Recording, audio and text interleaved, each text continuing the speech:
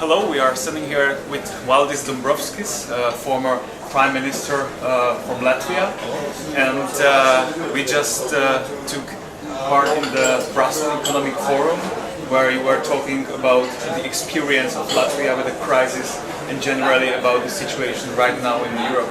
I mean, you went through a really serious crisis with Latvia. What is the main feeling of the people right now?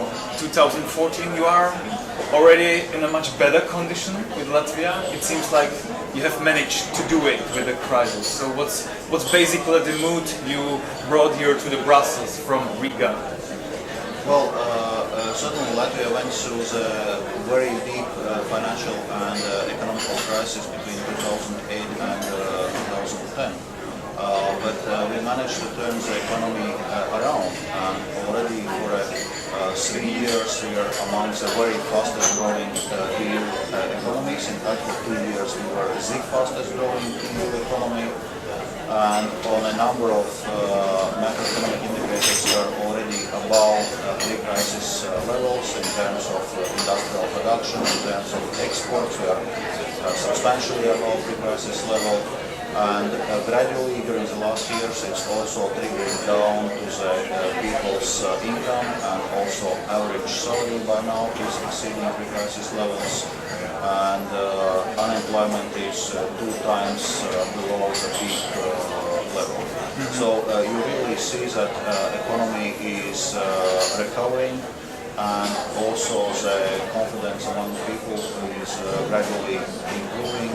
And I also believe that the fact that Latvia joined the Eurozone as of January 1st this year is also helping to the economic development and attracting foreign investment. We have seen a pretty low interest in the European election in Eastern Europe, especially in countries like Czech Republic and Slovakia. Was not even 20% voters participating in the vote. I mean, how do the Latvian people think about the European Parliament, about the current European politics? Well, as regards attendance, I must say attendance was an issue also in Latvia. It was just over 30%, the lowest attendance to any elections so far. But as regards outcome also, well, our party Unity won 46% of the vote, and we get 4 out of the 8 seats allocated to Latvia in European Parliament. And it seems that, especially because of the crisis in Ukraine, because of Russia's aggression against Ukraine, people's minds were concentrated, and people were voting for predictable European policy. They were not really voting for populist parties or Eurosceptical parties, because they also see Europe as a part of the solution both for economic and security challenges. There were mentioned few possible new ideas how to work with the policy on a European level. For example, the common energy policy, the common defense policy.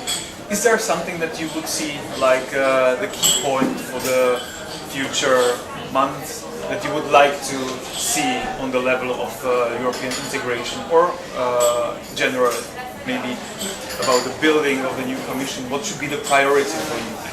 Well, as I was mentioning also in Brussels Economic Forum, I believe that the key thing will help to develop during the next 5 years is strengthening Europe's competitiveness. Because we see that Europe is currently emerging from financial and economical crisis. Eurozone as a whole is returning to the economic growth. Even countries like Greece are returning to the economic growth. It means that we can say, yes, we have overcome the crisis, but the risk is slow economic development, probably even stagnation. So in this sense, what we need to concentrate is how to ensure sustainable economic growth, how to ensure jobs creation, and the key word for this is competitiveness. So we need to concentrate on initiatives how to strengthen EU's competitiveness. And of course, another aspect you mentioned is security aspects. Given the Ukraine crisis, certainly we should be working also towards strengthening Europe's foreign and security policy. The other big question or the big topic of the election was the rise of nationalism. Are you worried of the rise of nationalism in other countries in Europe? Well, we certainly see from the outcome of the European elections that yes, different kind of fringe parties, far right, far left, Eurosceptic, have been making some gains in European elections, but not to the extent it was feared. So I think we still are with